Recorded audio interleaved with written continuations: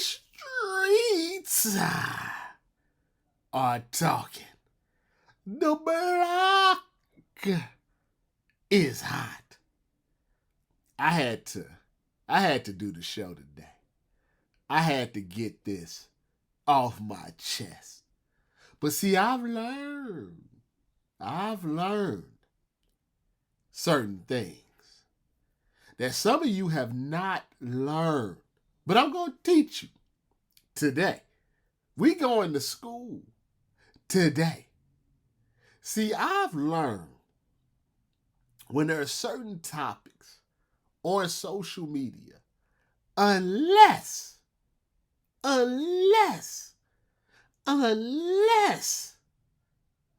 you can make some money off that topic, you shouldn't even speak on it. And the reason why you shouldn't speak on it is because why would you want to disturb your peace? I repeat, why would you want to disturb your peace? It's July. It's summertime. It's hot outside. Not a cloud in the sky. Why would you want to spend 8 hours arguing on social media? Now, why would you want to do that? Granted, I understand some of you have nothing else better to do, but I will challenge you, if you have 4 hours to argue or get cooked in some instances on social media, that you go do something. Go to the library. Go to Disney World. Read a book. Go to the pool. Go play some basketball. Do something. It's not worth it. It is not worth disturbing your peace. And there was 2 topics last week that came up. And don't get me wrong, when topics like this come up, everybody has an opinion because it's an interesting discussion. I get it. And maybe if this was 2013 and not 2023, we could have a rational discussion about it on social media. But it's 2023. And one wrong Facebook post, one wrong Twitter tweet, one wrong thread, if you're on that now, one wrong spill. It's a lot of these going on right now. And next thing you know, you on that Summer Jam screen just for having an opinion. And don't have any skeletons in your closet, because they will find them. They have nothing else better to do. Like I said, they will go find the skeletons in your closet. They will go find your girlfriend. They're going to find your place of business. They're going to find something you tweeted 10 years ago. They're going to find it. So if you don't have any, or if you do have skeletons in your closet, just be quiet. Be quiet. Rational discussion is not a place for that on social media. I repeat, rational discussion. Social media is not the place for that. The first situation was Keke Palmer. I killed the bee. Keke Palmer, unknown to me, at the time at least, had a boyfriend that she just had a baby with. I think I knew about the baby, didn't know about the boyfriend. And I don't know what the boyfriend does. You know, some people say he's just a stay-at-home dad, which is nothing wrong with that, to be honest with you. But I don't know what he does. But allegedly, you know, he's a stay-at-home dad. And Keke Palmer went to the Usher show. And, you know, she had on her, let's say her outfit was, you know, what's a good phrase to use it? A little revealing, right? Now, you know Usher. You know, it's Usher. You know, it's a show, it's a performance, and you got Keke up on stage, and they did their little flirting thing. Maybe a little too much. And the boyfriend, that's where he made mistake number one. Mistake number one, and this goes for, doesn't matter if you're a celebrity or not, just regular person. Bringing your drama to social media is never going to work out in your favor. And I'm going to talk about this more when I talk about Victor Wembanyama. But bringing your drama to social media never works out in your favor. Never works out in your favor. Especially if you're a guy. And we'll get into more of that with Jonah Hill. But especially if you're a guy. If you're a guy and you're saying something negative, not even negative, you're just giving your opinion on something a woman is doing, it's not going to work out well for you. It's not. Now, I think people sometimes on social media, they live in glass houses, but they love throwing stones. So, rationally sitting back and thinking about it, you're like, man, he should have kept that to himself. He should have, not put that on. But here's the thing. We're all addicted to these phones. We're all addicted. We need, like this affirmation from social media. We have to tell everybody what we're doing all the time. What we have, what we're doing, where we're going, who we're with. It's an addiction. So this guy's sitting at home, and I don't know how old the baby is, but I think the baby's under 1. And as someone that has a 2.5-year-old, I understand. I know what he's going through. You have kids, little kids, you know what he's going through. Man, maybe this got spit up on or something. Maybe he had some baby food thrown on him. Baby won't stop crying or something. You don't know what the man's going through. But whatever it was, it made him snap. He probably, like I said, he probably got thrown up on him. Maybe he got poop in his hand and he goes on Twitter just to, try to get his mind off of whatever's going on. He sees his lady and Usher. He just lost it. Just wasn't thinking. Your mother. Have some class. Just probably wasn't thinking. And that's okay. See, that's normal. So we have to stop thinking everybody's perfect. I can see the scenario.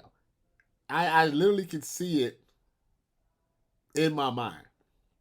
This man just probably had a tough day, rough morning. Wasn't planning on doing this. And he sees it and he just says what he's feeling. And he gets destroyed. Literally destroyed. To the point that it's on CNN. And they calling him all type of names and things like that. And I thought it was a little unfair because we don't know what's going on in their relationship. Now, when you put it public, it's kind of fair game. You don't know what's happening. You don't know how he's feeling. Maybe people like, he's insecure. Well, a lot of people have insecurities about a lot of things. You're insecure about something. Everybody's insecure about something. I hate when people say that. He's insecure, she's insecure, they this, they that. Everybody is something. There's no perfect human being around here. Some of these women that was getting at him, I'm sure if that man was being chatty patty with the Popeyes drive-through girl, they wouldn't be happy about it.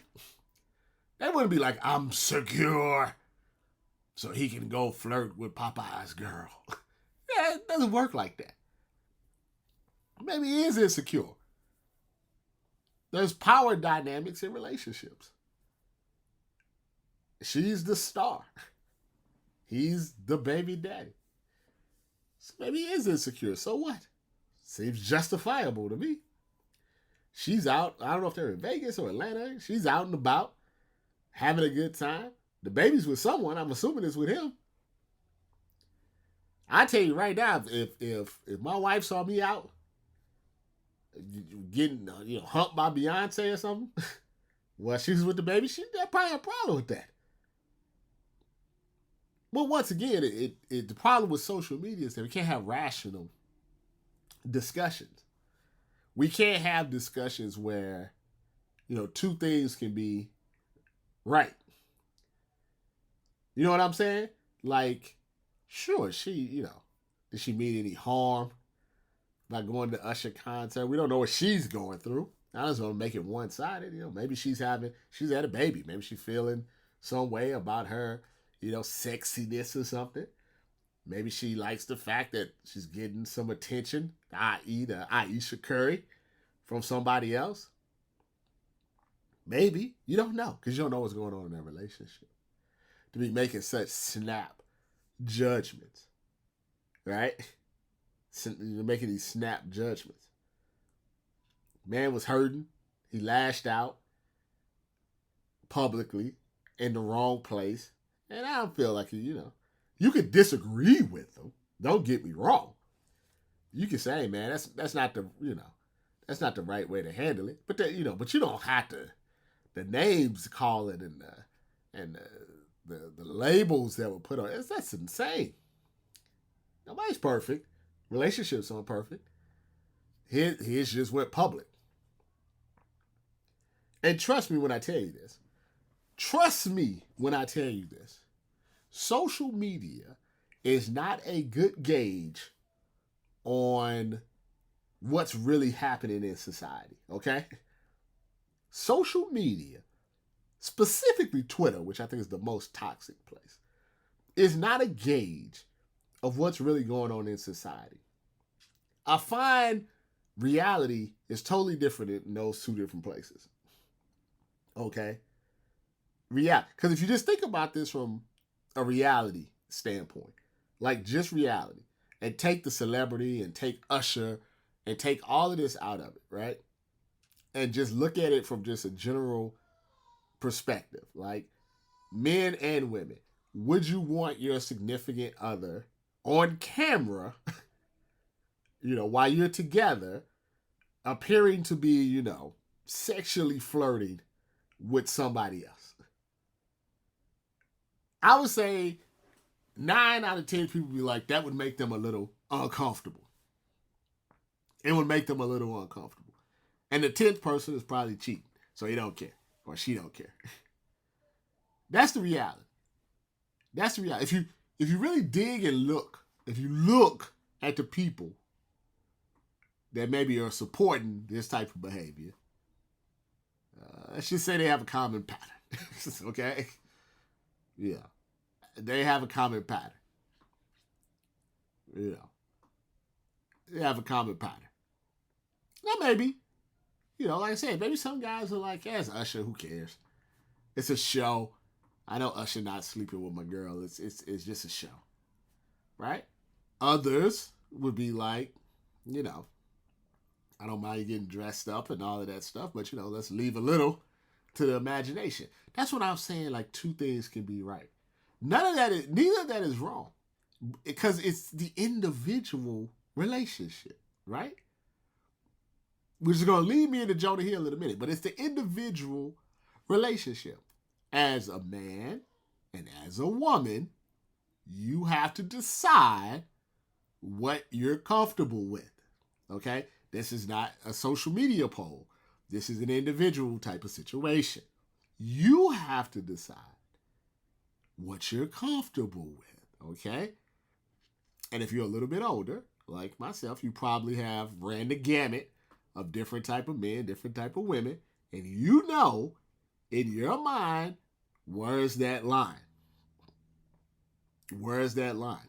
Now, if someone intentionally crosses your line, then you have a decision to make. Either you move on, right? Or if you allow it to happen, then you can't complain about it. But that's individuals. It's not social media. It's not TikTok. It's not some 45-year-old IG model who's single trying to tell you about relationships. It's the individual.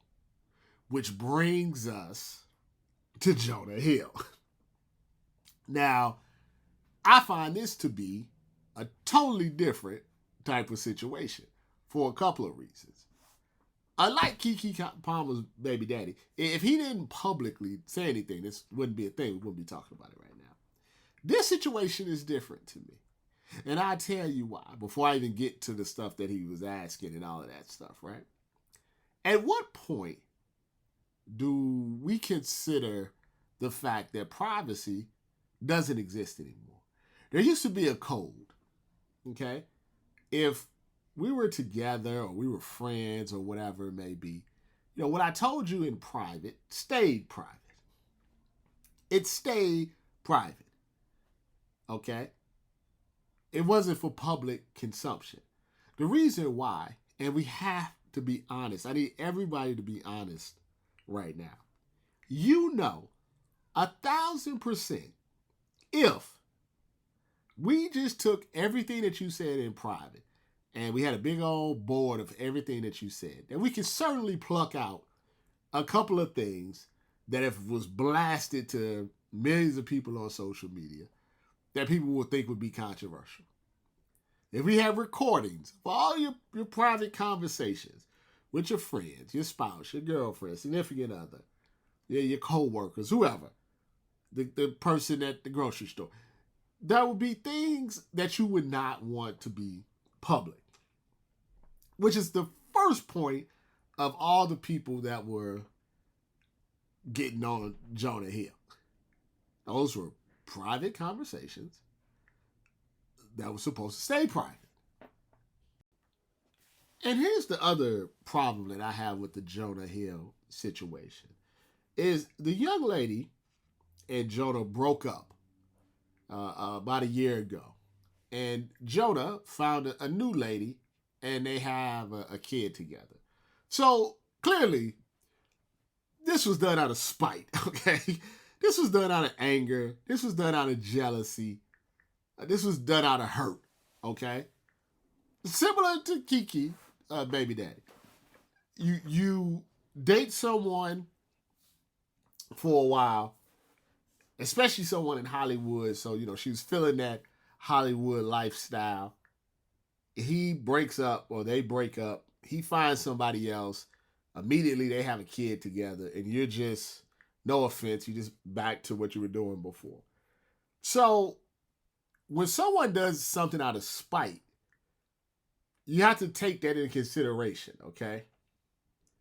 But like I said, regardless of what Jonah said, okay, as long as A, he wasn't putting his hands on her, or B, threatening her in some, way, putting someone private discussions out on social media invalidates everything, in my opinion.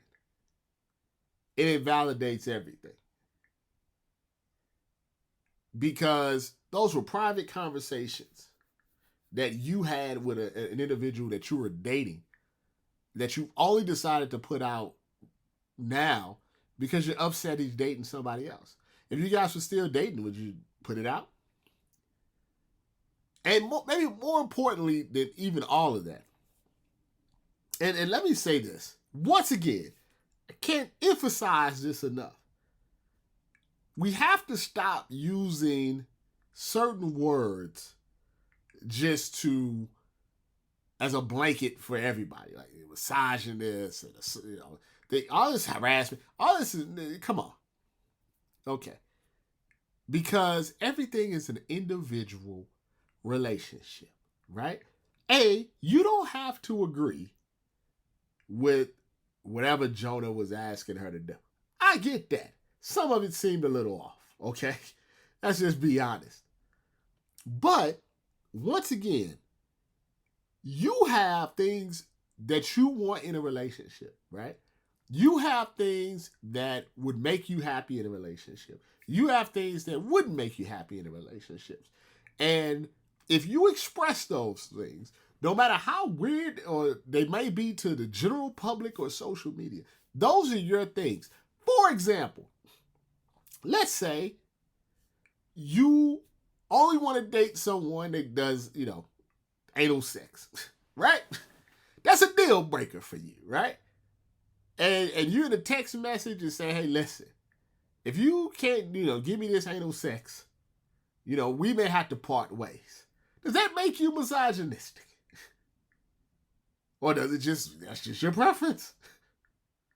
You understand what I'm saying? I don't think people on social, they're not trying, first off. And they don't use the correct terminology and stuff. And they're like, oh, he's manipulative. It's not manipulative at all. If if he was like 50 and she was like 18, then maybe. But if you're a grown woman, right? And a grown man basically writes you a little PowerPoint presentation. It says, listen, for us to be together, this is what I need. A, B, C, D, E, F, G. If any of that stuff doesn't work for you, cool. We can move on. At that point, there's no manipulation. It's just a yes or no. Okay? It's a yes or no, no matter what it is. And don't let people tell you that you can't tell people what you want in a relationship to make it work. Because if you couldn't, then everybody could cheat. Right? If you couldn't say, hey, infidelity is a deal breaker for me, without someone saying, you can't tell me what to do. You can't set my boundaries. You see how stupid that sounds? Like, let's say, let's just say, just take the normal ones, right? Like, hey, infidelity, lying, abuse, or whatever it may be. Those are just demands. And they're non-negotiable. And that's fine. You can have you or your own person.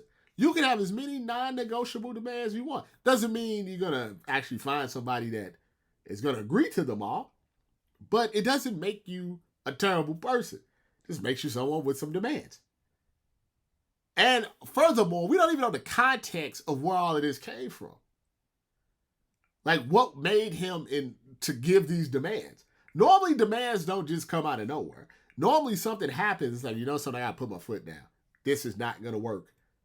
And once again, this is why social media is a terrible place to get advice.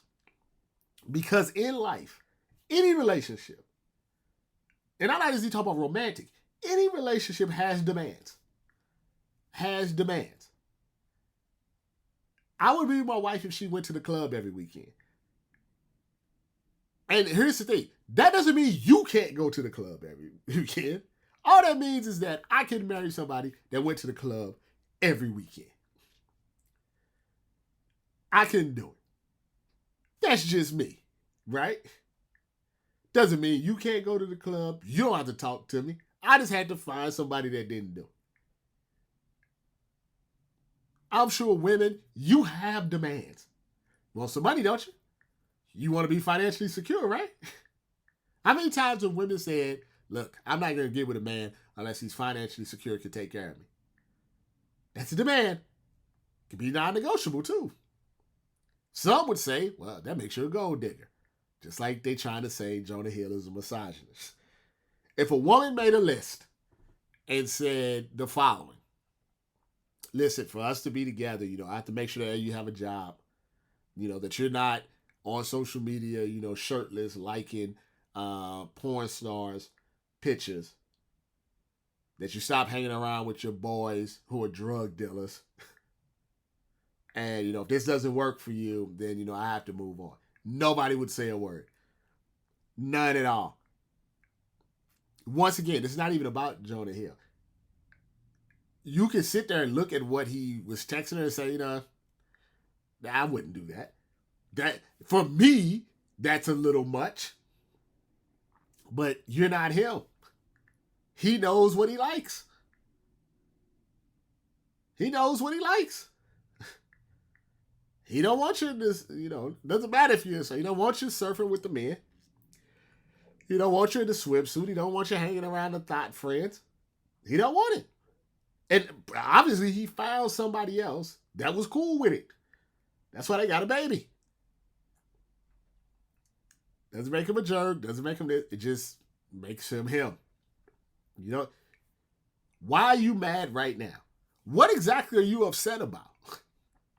Are you upset because he gave you a list of things that would make him happy? And my thing is, if you thought it was so bad and you broke up, you should be happy for him. You find somebody that likes to listen. You're free to find somebody that doesn't mind you hanging out with your thought friends. You guys understand what I'm saying? That's why you can't talk about this on social media. You can't talk about this on social media because nobody has no rational thing. Like a couple of things can be true in the same situation. On the one hand, you can look at that and say, that was a little much from Jonah Hill. I can understand maybe why she felt some sort of way. But on the flip side, you could also say, well, he did say if she didn't like it, she can kick rocks. And she didn't. And then on the third level, you could be like, why is she putting all of this, his personal information out there? If she didn't. Here's the thing. You don't do that to somebody that you don't like. You understand? Don't get me wrong. You can be mad at somebody. But if you still don't have no feelings for them, you don't do that. If she literally was like, you know something, this guy's an idiot. I'm not following all these demands. Good riddance. I hope he's happy with who he's with right now. Should have been moved on. She's sitting there on Instagram watching Jonah Hill with his baby and his new lady and just fuming. And woke up one day and was like, I'm going to put all of his text messages out there. With no context. With no context at all. She's scoring X. Trust me, I understand.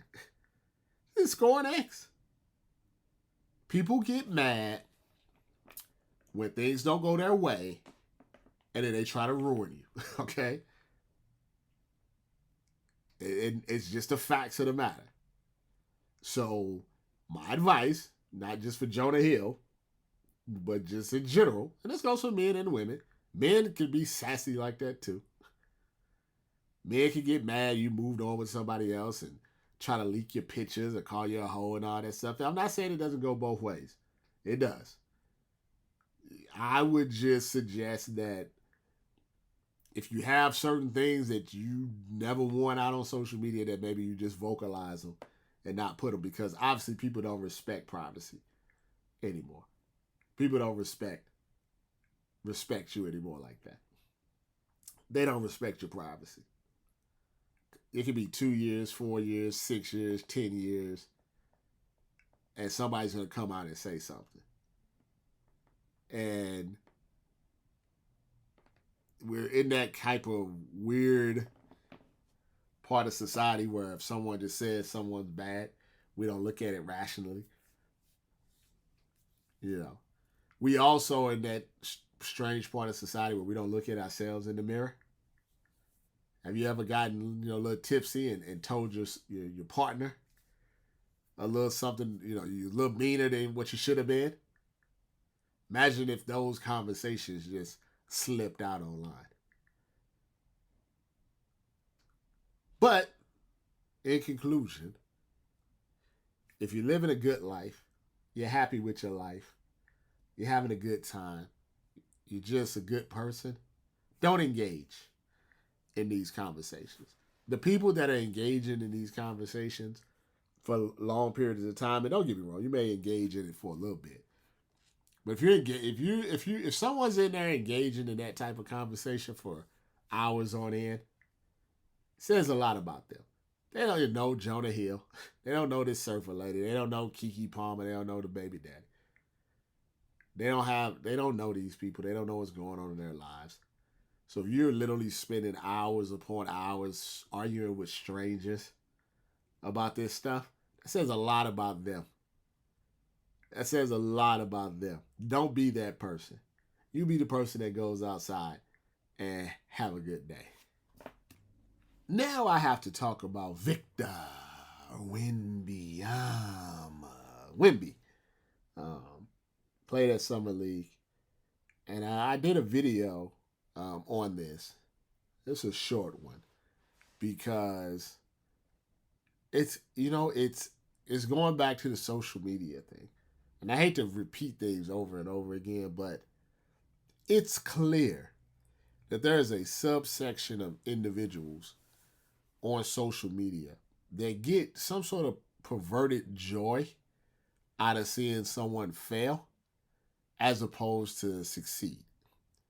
Now, my only thought is that's because they live terrible lives. And when you're miserable, you want other people to be miserable. And I tell you a quick story. This happened years ago. This is probably maybe 2015, 2016. It was when the Cavs and the Warriors were in the final. And there was this guy on Twitter. And I swear, every day, no matter what I posted, what I did, he would just harass me. Call me names, call the site names, just on my head every single day. And he was popular on Twitter. And man, he just was on my head. You're not a real journalist. You suck. This is this. I hope they do this. I hope you go broke. I hope you this. And they need to kick you out of here. And all. Just every single day. And back then, I was a little bit more feisty, so to speak. So I'd be going back and forth with him, arguing with each other. And he's calling me all type of crazy stuff. And I remember I was at the finals. And I'm not exactly sure what the question was or something, but whatever it was, it went like I'd asked either, Steph or LeBron or KD or somebody, I don't know. But I asked a question and it went somewhat viral. And this was early in the series. And he got on me. I can't believe the NBA let this guy in. What's going on? This thing. He must have paid. Just going in on me. I mean, he was going in. He was popular. I think at the time he probably had more followers than I did. And he just would go in on me, even though I was at the NBA Finals, just taking shots and everything. And like I said, back then I was probably a little more sensitive to it all. So, I wouldn't say my feelings were hurt per se, but it just was frustrating. I was struggling. This guy's just getting on my ass like every single day. And on top of everybody else, when you're trying to do positive things, just getting on your ass every day. And then I never forget, and it changed my perspective on a lot of things. I think it was so later on in that same series, maybe game 5, game 6, I don't know.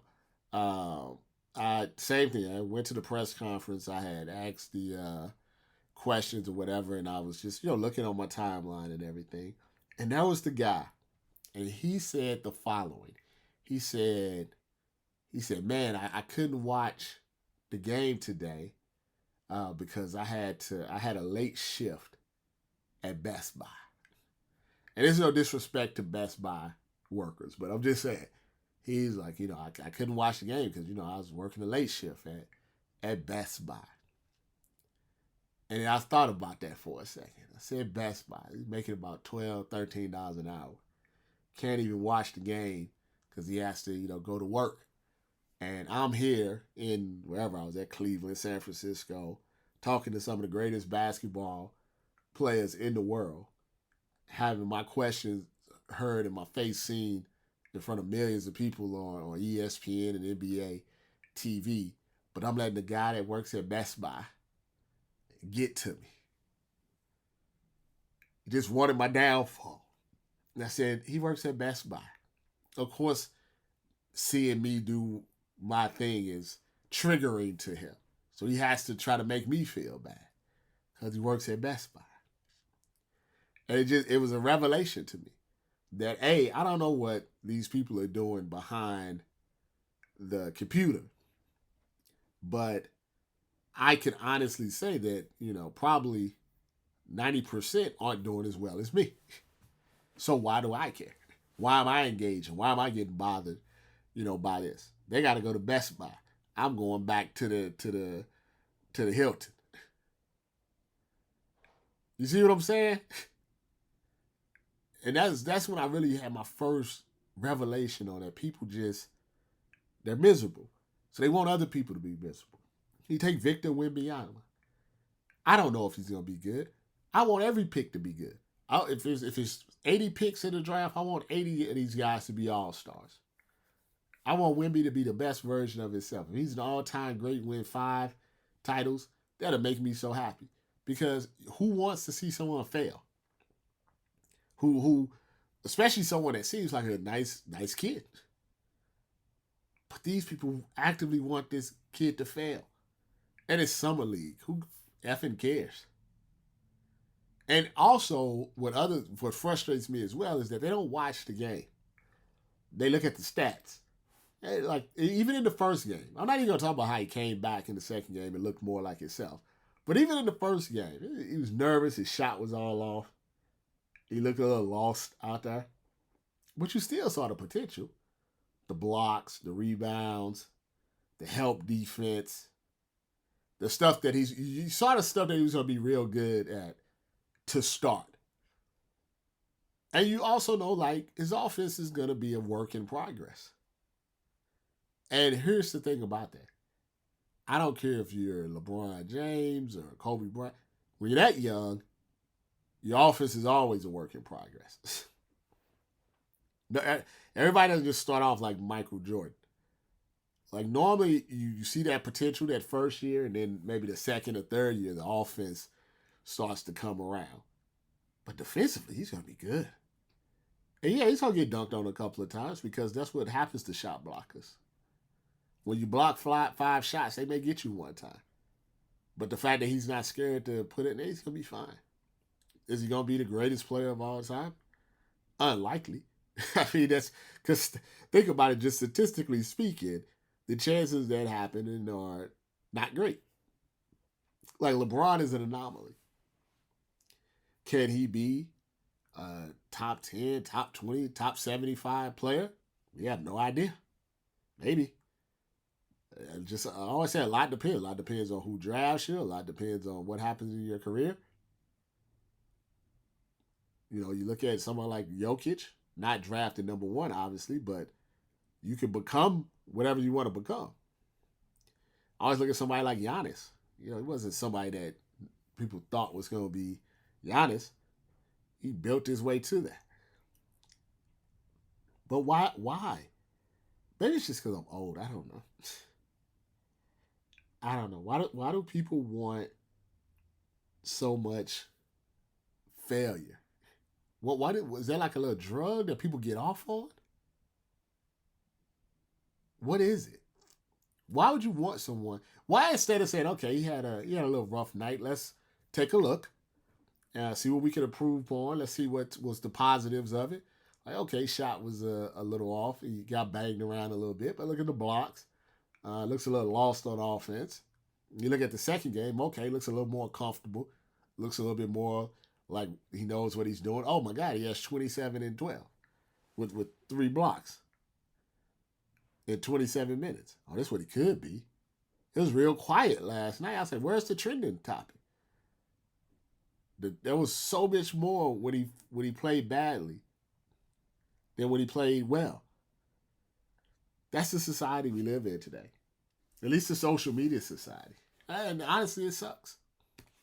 You probably saw my video talking to Skip Bayless, telling them that they should make me the co-host of Undisputed. And I was joking, but it's, I would be good at it. I mean, we know that. You guys know that. That's not going to happen. But I was a little surprised. They got like 75,000, like over like all the social media spaces, like over 100,000 views. That's a lot of people watching. Care what I have to say. But I was trying to be real with them. All, jokes aside, he has to change. He has to change. And I think it's going to be tough, believe it or not, it's going to be tough for him and Shannon. Because it's just like wrestling. And everything is wrestling, right? Like, Stone Cold isn't Stone Cold without Shawn Michaels or without The Rock. You know what I mean? Like, without, and John Cena is not John Cena without, Edge. You know what I mean? And Triple H is not Triple H without, Batista. Like, you have to have, in this particular genre, it's very difficult to run that alone. Now, the thing about Stephen A. Smith is that, he got rid of Max Kellerman because I think Max was a little too what's the word? Rational. Rational and doesn't like move the needle. But he was smart in the fact that he's brought either smart people on, stupid people, and loud people. Okay, so you bring someone like JJ Redick on smart, right? You bring someone stupid on like Mad Dog and Kendrick Perkins, and then you bring someone loud on like Michael Irvin, and then it kind of works because you got to have a foil. And I think the problem with Skip is that he needs a foil, but the whole thing about faces and heels is that you got to give the heel a little bit. You got to let them. You got to let them build up. You can't be intimidated by him. Skip made a monumental mistake. That should have been the Shannon Sharp show. Instead of pressing Shannon and forcing him and frustrating him, he should have opened his arms to him and was like, listen, this is your show now. How do you want to handle it? What do you want to do? What changes do you want to make? I'm just going to sit here and collect my $8 million. Drink my diet dew, or whatever he drinks. But he's too headstrong. He's old and he's headstrong. And I know he's old and headstrong because he thinks Lil Wayne is gonna change his fortunes. Now, first off, anybody that has observed Lil Wayne for many years know that he's not the type that's gonna be able to sit there for 3 hours and give you lucid sports takes and get up at 4 a.m. and be sober. We already know that. And someone that maybe comes in every once in a while, yeah, maybe. But also, let's be honest. I mean, everybody loves Lil Wayne. And Lil Wayne had a great run, but nobody's watching Undisputed because Lil Wayne is on there. Hell, they'd be better off they had NBA Youngboy. Maybe Drake, but not Lil Wayne. They have Nicki Minaj. Put Megan Thee Stallion on there. People watch it. He has to go with the times. And the times are changing. The times are changing. ESPN fired a bunch of those people. It's interesting because I think part of it was just when you've been at somewhere for 15 years, your salary is high and your work rate is low. And there's nothing wrong with that. That's just the way it works. Like no offense to Susie Colbert. Been there like 15, 20 years. I mean, you see her maybe 10 times a year. So, but I'm sure she was making $5-10 million. Jalen Rose was making a lot of money, even though Jalen worked a lot harder. But Jalen had also outside projects. You notice he took his, podcast and other things to the New York Post. Then leave it on ESPN. They want. This is what ESPN wants. They want high profile guys that they feel like have a built-in audience, like Stephen A. Smith and Pat McAfee, right? Then they want low rent athletic talent that says stupid stuff but gets engagement, like Kendrick Perkins. Kendrick Perkins can quote ball sack sports and not even get reprimanded on national TV, I might add. But he's cheap. Probably makes less than $1 million a year because he wants the attention, not the money. And that's probably fine for him because he's played in the league for 13 years. So, I mean, financially, this is just kind of a bonus to him. And then they want, if we got to just be honest and unbiased, they want some black people on there that are okay with talking bad about black people. And most of those people on there have white spouses or white boyfriends. Sometimes that even work with them. It's an interesting. It's hard. I'm just going to be honest with you. If you want to be in sports media today in 2023, I'm going to give you some advice, and then I'll let you guys go. And I know I always say I'm going to try to do more podcasts, but man, life, I tell you, life. I'll give you some advice. Here's my advice, okay? If you are right now, if you're 15, 16, 17 years old, and you want to be in sports media, here's a couple of things that you need to do. And it's different from when I was 16, 17, 18. I still suggest, if you have the means, to go to college. If you have the means. It's not going to put you in a, Biden is obviously, and the Republicans are not going to bail you out. But if you have the means, I still suggest that you go to college and learn all aspects of media, from the writing, the reporting, the TV, the radio, all of that. And from the day one, I mean this with all my heart, from day one that you get on that campus, you find the media club, you find the school newspaper, you find the school TV station, the school radio, and you ask them, can you do anything that they need you to do?